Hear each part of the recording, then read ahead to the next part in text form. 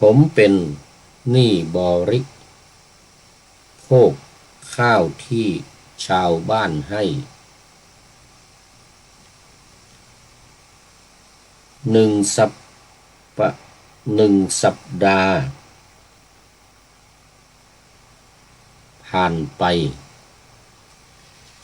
วันที่8บรรลุดีเป็นพระอรหันต์คราวนั้นองค์พระผู้มีพระภาคทรงไปที่โคนต้นไม้แห่งหนึ่งงามผมจึงปูลาดผ้าสังฆาติ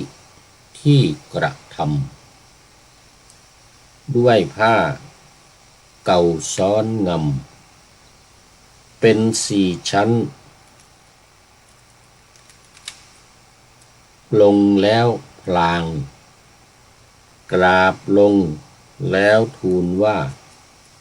ขอพระองค์จงทรงนั่งบนผ้านี้เพื่อยังประโยชน์เกื้อกูลเพื่อความสุขแก่ข้าพระองค์เทอญ